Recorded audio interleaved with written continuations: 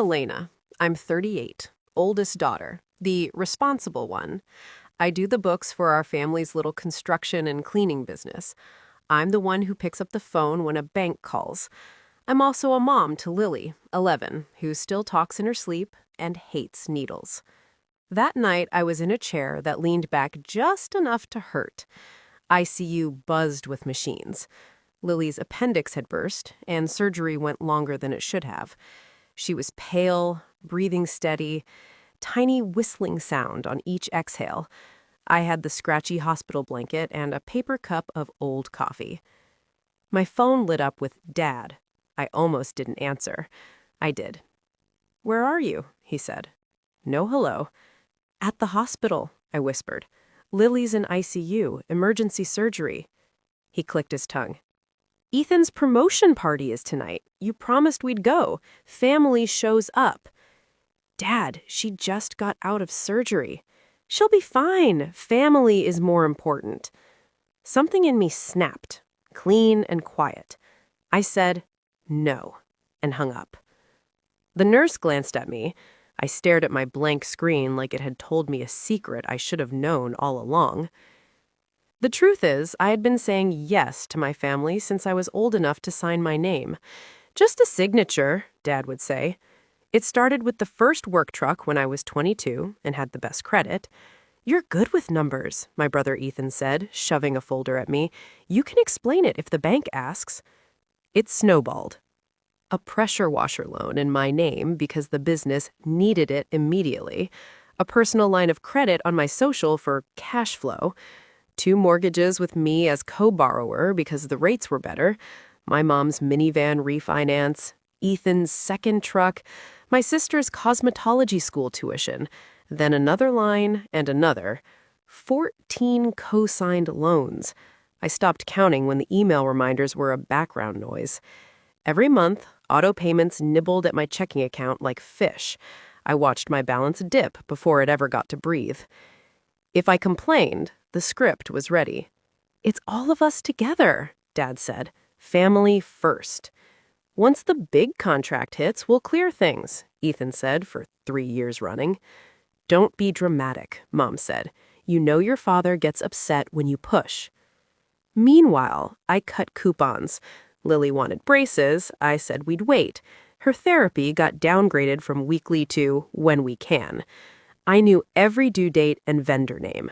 I had spreadsheets and color codes. I had a stack of receipts held together by a rubber band that kept snapping. When Lily got sick, it was fast.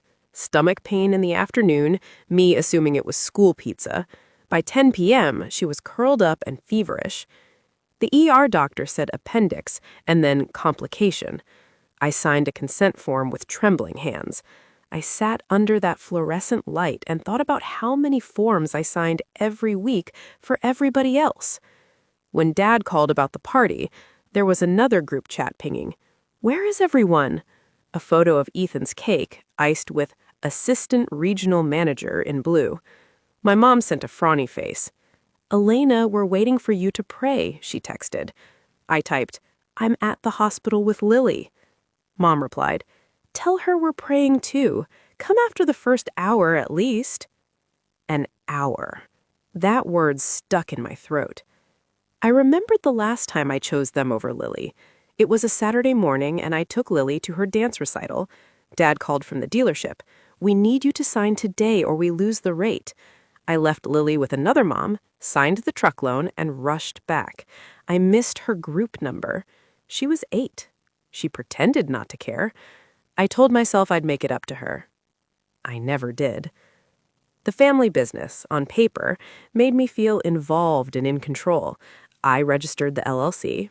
I filed the annual report. I sat with the banker and set up the line of credit. They called me operations. I signed personal guarantees because it's just for now. But in reality, I was the oxygen tank. They didn't notice it until they were wheezing. I am not a martyr. I am just tired. After the nurse left to check Lily's labs, I scrolled through our accounts. Savings, thin. My personal credit card, close to max because I floated payroll last month. The business card had a convenience check offer. My brother had texted me a photo of it with LOL free money, and I had responded, please don't. He'd sent a thumbs up, and then I saw a pending $3,000 transfer. Every choice was spoken for before I made it. Dad kept calling. I let it ring. The voicemail came through. Elena, this is unacceptable. You're making a scene. We show up for Ethan tonight. I put my phone face down on the little rolling table. I stared at Lily's IV and thought, I'm done making scenes for everybody else's movie. Around 2 a.m., Lily stirred and mumbled, Mom? I touched her hair and said, I'm here. She slipped back into sleep. The monitor beeped steady. The hallway was quiet except for the squeak of a cart far away. I opened my bag and took out the yellow legal pad I always carry. I wrote one word in block letters. Enough. Under it, I made a list. Business line of credit, $85K, personal guarantee, my email. Contractor supply loan, $12K, co-signed. Ethan's F-250, $38K, co-signed. Pressure washer, $4,200 in my name. Tool lease, $2,700, co-signed. Mom's van, $18K, co-signed.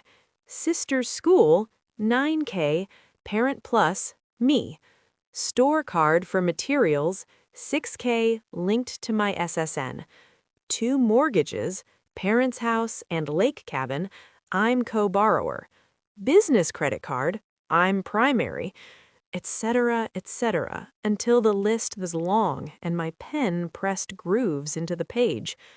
14 loans, 2 mortgages, 1 LLC with me as managing member and registered agent, my name everywhere.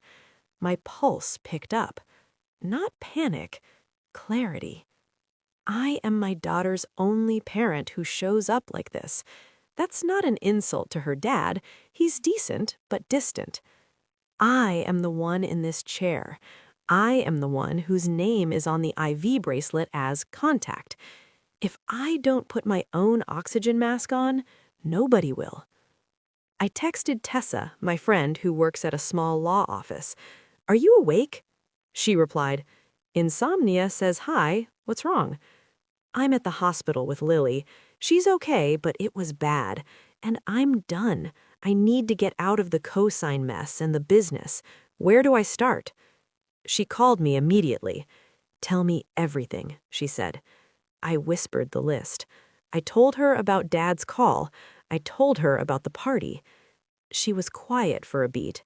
Then, okay, you can't magically erase your name from existing debts tonight, but you can do a lot. First, resign from the LLC as managing member and registered agent. Notify the bank you revoke authority to use your personal guarantee on new credit. Freeze the business card in your name. Put lenders on notice of no further consent. Demand a buyout or refinance under the operating agreement. And for your personal, freeze your credit. It sounds like a lot. It is, but you're good with paperwork. Start with emails. Follow up with certified letters. Tomorrow we'll file with the state. I opened my laptop. The hospital Wi-Fi was slow. The login screen asked me to accept terms. I did. I opened my documents and typed, effective immediately, I, Elena Ruiz, resign as managing member and registered agent of LLC Ruiz Pro Services. I revoke any and all personal guarantees for future obligations, and I withdraw consent to any use of my name, social security number, or credit in connection with the business. Please update records accordingly. I sent it to the LLC email list, Dad, Ethan, me. Then I CC'd the banker, the vendor rep, the CPA. I opened the state website and filed a change of registered agent, $50. I used my personal card and winced, then pressed submit. The confirmation number felt like fresh air. I pulled up the business card app and froze the card tied to my name. I changed the online banking so 2 signatures were required for transfers. I removed my phone number as the recovery number. I paused and listened to Lily breathe. I drafted a standard letter. To whom concerned, I hereby rescind any authority for Ruiz Pro Services, LLC to open credit, obtain loans, or modify accounts using my personal information. This notice applies to all current and prospective lenders. I attached a copy of my ID. I scheduled certified letters to each lender in my notes. I emailed myself a to-do list. I opened my personal bank app and moved my paycheck to a new account I had opened quietly last month when I first started feeling something wasn't right. I changed direct deposit. I canceled auto pays for anything not in my name. The pressure washer? They'd have to take it. The emergency supply account? Not my emergency anymore. While I worked, a text popped up from Ethan. "What did you send? Dad is losing it." I typed and deleted, typed again. "I'm with my daughter in ICU. I will not discuss the business tonight. All communication in writing." He sent, "You're being insane." And then, "We'll talk tomorrow." I kept typing. Letters to the mortgage servicers. "I will not consent to further draws or modifications without my written approval." To the line of credit. "Freeze draw capacity. Do not extend or renew on my personal guarantee. Confirm receipt." My hands shook, not with fear, with something like relief. Around 4 a.m., I leaned back and stared at the glow of the screensaver bouncing in the dark hospital room. The words, "I resign," replayed in my head like a song that finally made sense. I put my phone on Do Not Disturb and held Lily's hand. Her fingers squeezed mine in her sleep. I thought, I choose you. Monday morning hit like a fire alarm. I had taken Sunday to sleep in the chair and talk to Lily about cartoons and broth. She smiled weakly and asked if she could have blue Jell-O when the nurse allowed. I texted Tessa a photo of Lily's thumbs up, and Tessa sent back, "Blue Jell-O is legally binding proof of recovery." At 8:07 a.m. Monday, my phone lit up. Unknown number. I answered because I wanted it over. "Elena, this is Greg from Halpern and Doyle, counsel for Ruiz Pro Services. We received an alarming email." "Good morning," I said.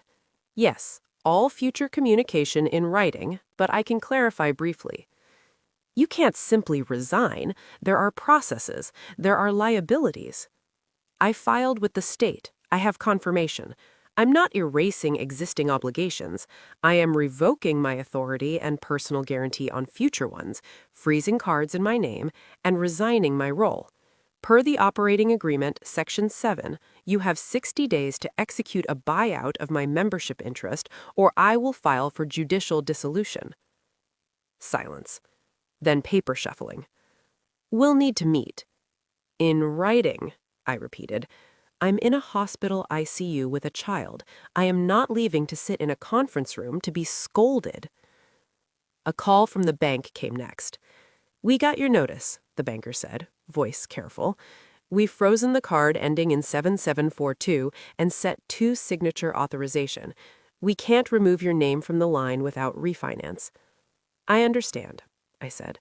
"Please note in the file that no renewals or increases are to be executed with my personal guarantee. Confirm by email." "Understood," she said, almost kind. Dad's name flashed. I let it go to voicemail. Then another call. Then a text. "You are destroying the family. Ethan is humiliated. Are you happy?" I typed back, "My daughter is in ICU. I'm choosing her. That's all." He called again. I answered.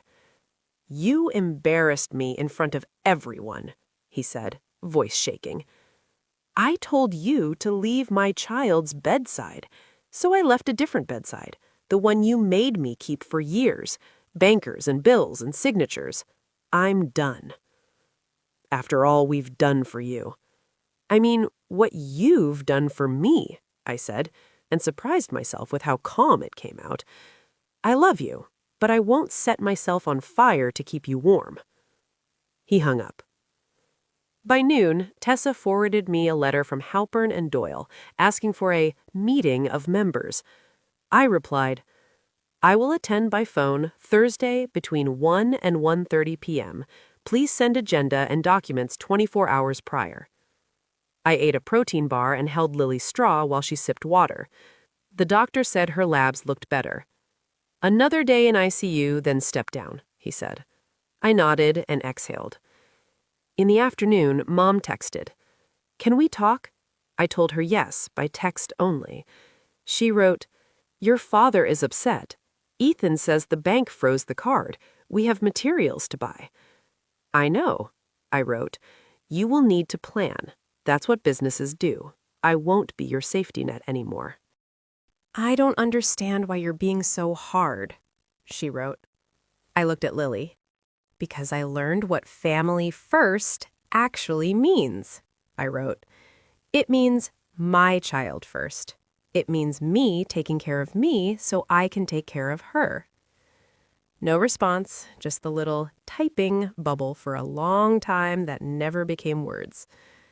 Lily came home with a line of tiny stitches and a list of foods to avoid. We made blue Jell-O and watched old sitcoms. The cat refused to leave her lap. The house felt quiet in a way I hadn't felt in years. No phone pressed to my ear, no scramble to cover someone else's emergency. On Thursday, I dialed into the members' meeting from my dining table. It was short. Their lawyer sounded stiff. Ethan sounded offended. Dad didn't speak to me directly. I repeated my boundaries like a grocery list. No new credit with my name. No acting on my behalf. Written communication only. Buy me out or prepare for dissolution. After the call, I set up automatic transfers to a savings account labeled Lily.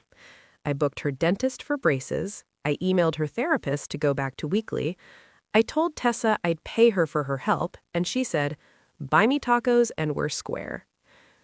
The moral is simple. Family is not a credit line. Love doesn't demand you abandon your child. No is a full sentence, especially when your hands are already holding someone small and sleeping. My boundary is here now. If you want me, you get me, with my oxygen mask on, my name to myself, and my daughter at the center where she belongs.